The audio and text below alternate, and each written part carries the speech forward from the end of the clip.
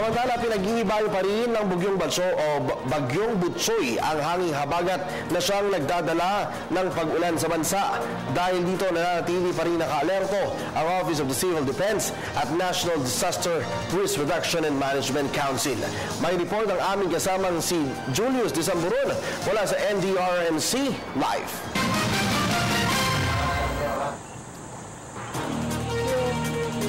Yes, maraming salamat at magandang hapon sa inyo dyan.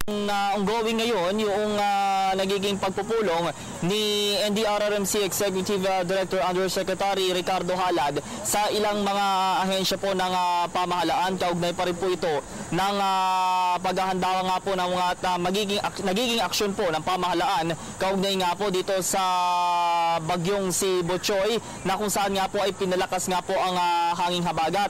Dito po sa ating bansa nakakaranas tayo ngayon ng tila pagtila na po ng ulan kung saan nga po kaninang umaga ay nakaramdam din po ang ilang panig po ng Kamaynilaan ng malakas na pag-uulan. Nakaranas din po ng makakaranas din po ng maulang weekend ang ilang bahagi po ng western parts of Luzon, gayon din po yung mga lalawigan po na nasa area po ng Bataan, Pangasinan, Zambales, gayon din po yung mga nasa Mimaropa at Panay Island dahil nga po sa pinaikting nga po ni Butsoy, ito nga pong hanging habagat. Kaugnay din po dyan, sa araw din po ng bukas ng Sabado ay makakaranas pa din po ng maulang bahagi o na maulang araw ito pong Metro Manila. Samantala, nakapagtaas na nga din po ng Blue Code Alert. Ito nga pong NDRRMC at gayon din po nakakapagbigay aksyon na rin po ang Department of Social Welfare and Development. Gayon din po yung offline listo ng Department of Interior and Local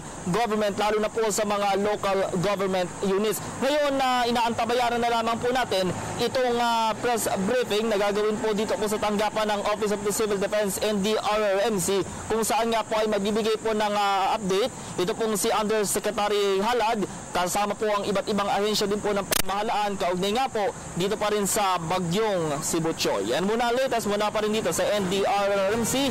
Julius Disamburon, Telebisyon ng Bayan. Maraming salamat sa iyo, Julius.